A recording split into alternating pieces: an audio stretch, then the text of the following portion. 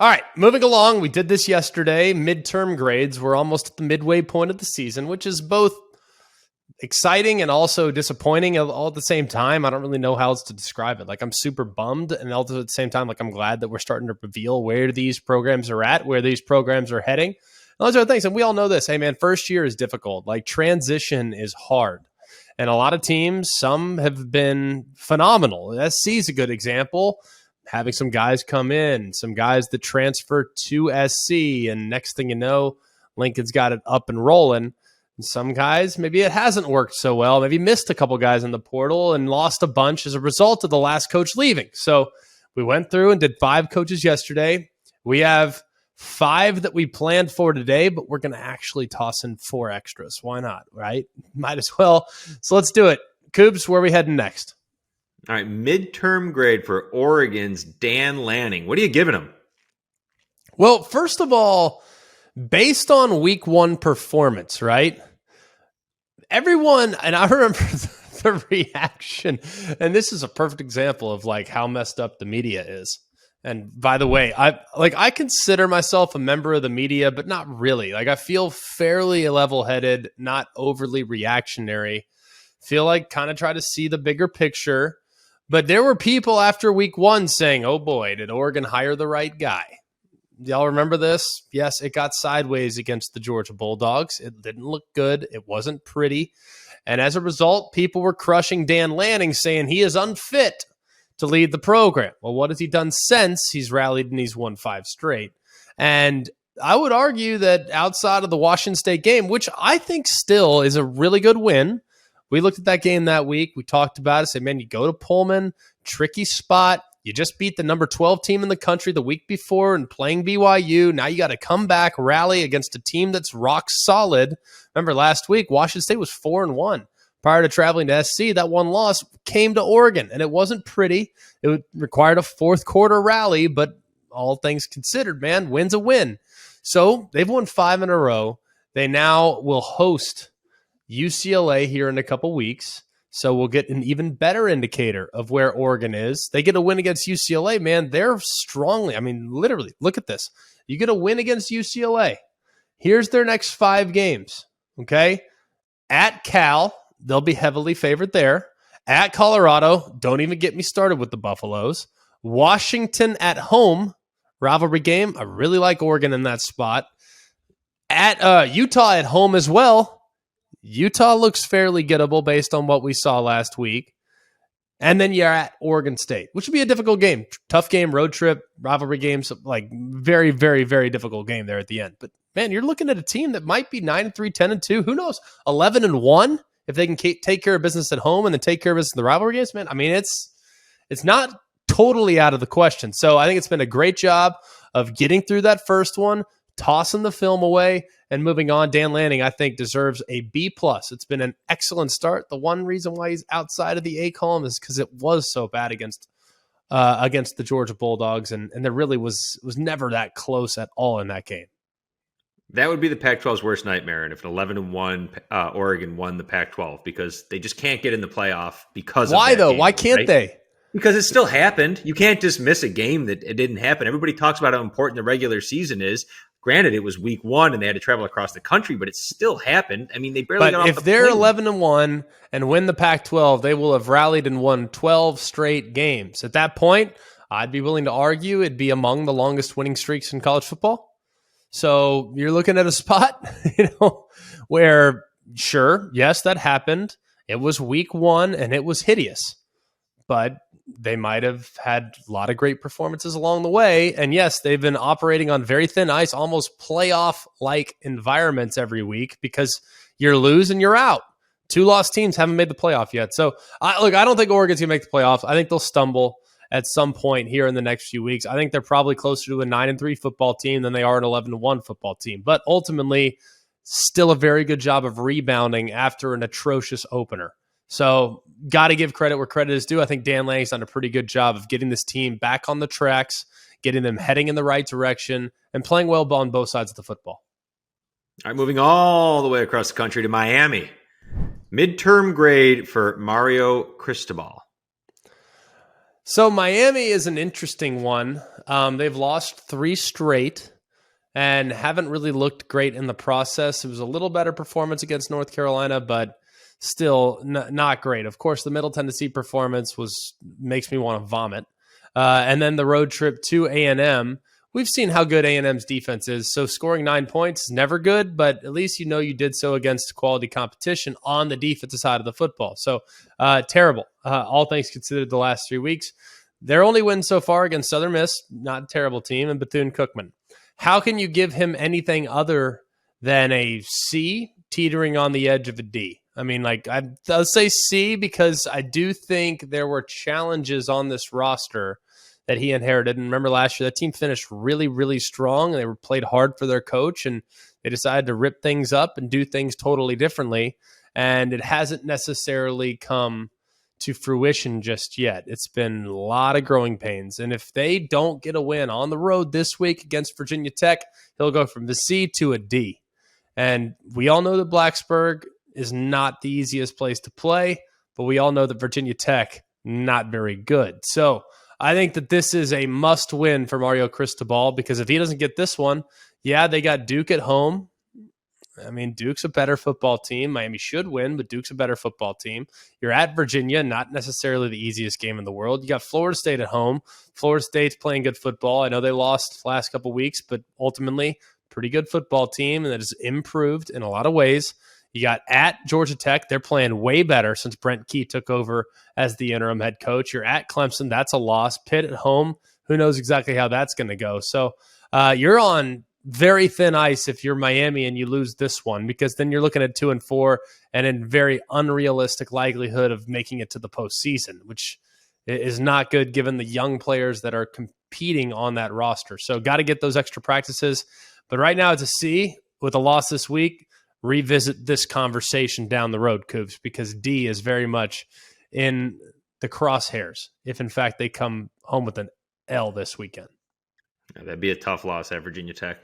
All right, moving up in the state of Florida to the University of Florida, Billy Napier. What is his midterm grade? Well, right now, Billy Napier is going to be a B, which is, to me, I know that's not average, but it feels a little bit average. There have been some great moments, and there have been some substandard moments. For instance, Utah win week 1, excellent. The way they ran the football, the way they got things going, and the way they stood up in crunch time on defense to make pivotal turnovers and to stop make just one turnover, but they also had that goal line stand. So really 2 turnovers in the game on critical down and distance. That was a great performance. The Kentucky game, awful.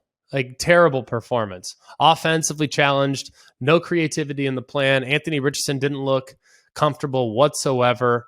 So that game, you get an A from Utah, you get an F from Kentucky. Whereas, somewhere in the middle, you get a C. But I really do think even the performance on the road at Tennessee, they addressed some of the issues, were much better on 4th down, and they gave themselves a chance. Now, Tennessee, I think, arguably could look at themselves in the mirror and say, well, we kind of let them back in the game. Sure, but ultimately, Florida had possession of the football with an opportunity to steal it. So I think that's a successful and a passing grade for Billy Napier. Thought the win against South Florida was hideous, but they found a way to get it done. And then they looked pretty good against Eastern Washington there on that Sunday. And then last week against Missouri, not great. So it's been kind of up and down so far, but I don't think it's been negative. I mean, it's a very, very different style of attack from what they've used in the past. I think they've been better at times on the defensive side of the football.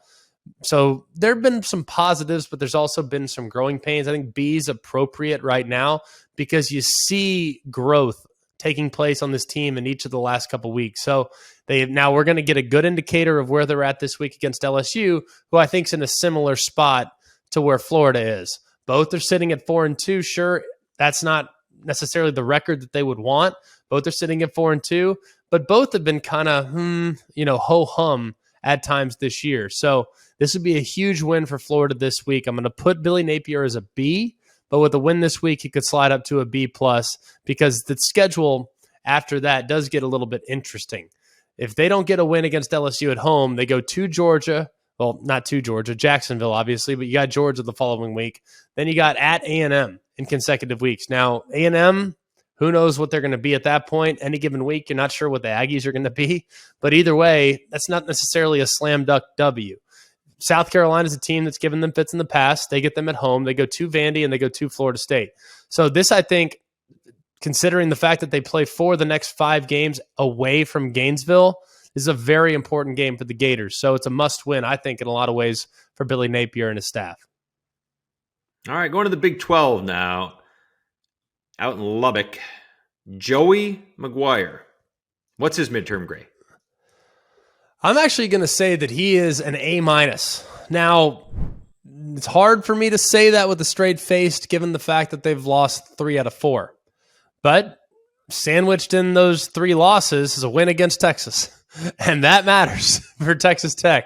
That's for sure. Of course, they didn't look great in that game. 2 touchdowns down there in the fourth quarter. Found a way to fight back, claw back, get back into the mix, and be able to pull it off in overtime.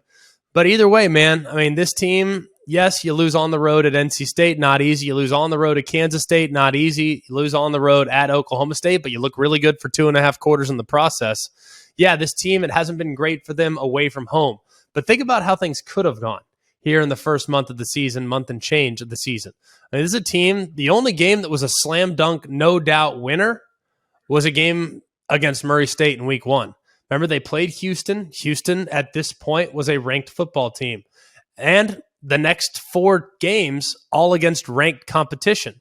So you had 5 straight games against teams that were currently, at the time that they played them, they were ranked in the top 25.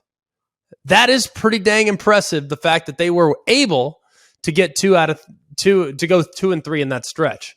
So it's been a really, really difficult month of football for the Red Raiders, and yet they've survived.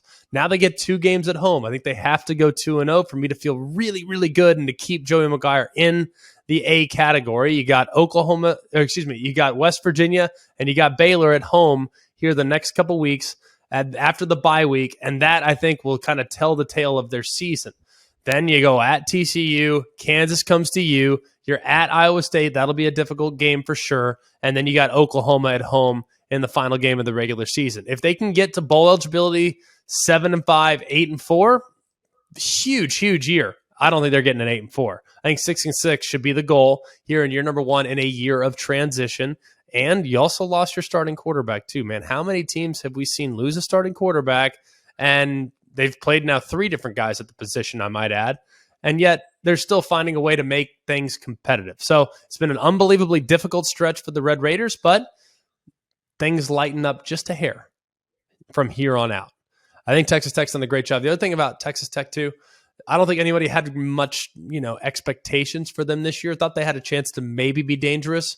But what I love most is how much Joey McGuire has endeared himself to the university, to their fans. Their fans believe that they can play with and will play well against anyone. Look at the money that's now come in. They've done a great job of getting people involved in their NIL. They've already announced infrastructure improvements with their facilities and their stadium. So the excitement is there for Texas Tech right now. And I think that's a little bit of a part of the job right now for Joey McGuire, and he has passed every single one of those tests with flying colors. I'm going to put him right now, even though the record hasn't been great, I'm going to put him at a rock-solid A-. All right, moving on. Tony Elliott at Virginia. What's his midterm grade? Here's a tricky one, because this team is one of the more confusing teams in college football to me. They've lost 4 of 5. They're 2-4. They're one of the worst teams in the ACC, and they just lost at home to Louisville, who started a backup quarterback, got out to a 10-0 lead, and the next thing you know, boom, Louisville outscores them 34-7 down the stretch, and they get beat down badly. What I can't figure out is this team was like gangbusters offensively last year. I mean, scoring 1 million points, great weapons, moving the ball up and down the field. And yet this year, you go and hire an offensive head coach in Tony Elliott, and you can't score. I mean, here's your scores and your losses, okay? They have, by the way, this year, they have not scored more than outside of the game against Richmond. I'm talking about games against FBS competition. They have not scored more than 20 points in the game. Against Illinois, they scored 3 points. All right? Against Old Dominion, they scored 16. Against Syracuse, they scored 20, and they needed a late rush in the second half to score 20. Against Duke, they scored 17, and against Louisville, they scored 17. Like, this was a team that was one of the best offenses of college football. You bring your quarterback back. I mean, it just makes no sense. So at this point, I'm sure, look, Tony Elliott's first head job, I'm sure there was probably a lot of people on the roster that were disgruntled. The fact that Bronco Mendenhall decided to step away from the game. I'm sure that there's probably some rehabilitation that needed to be done in the locker room that have probably been a little bit difficult for Tony Elliott to try to manage. But I can't look at what's transpired and give him anything other than a C-. I don't think he's down in the Ds. I don't think this is a failing grade. But I do think that C- is only thing that's appropriate because I think he inherited what was a much more difficult situation than people like to assume. And the transition has not been met without any resistance, or it certainly doesn't seem that way when I watch the tape. So feel bad for Tony Elliott, but ultimately, man, the buck stops with you as a head coach, and things don't look like they're going to get much easier. You now have to go on the road to Georgia Tech, who's playing much better. That'll be on the 20th, so you'll be playing on Thursday Night Football. Then you have Miami, who's going to be in a gotta-win-it situation. You have North Carolina at home, who's really good offensively. You have Pitt, who found themselves finally, for the first time this year, it felt like they put together a really nice second-half performance this most recent week. Coastal Carolina is one of the more difficult group of 5 teams in America. Then you go to Virginia Tech in a rivalry game when you're on the road there in the final week of the regular season. Tell me any of those games that's a surefire, no doubt W, because I can't give you one. I wouldn't be shocked if this team's sitting there at 3-9, 2-10 at season's end. And that is going to be a very difficult thing to swallow, given how good they were at times last year.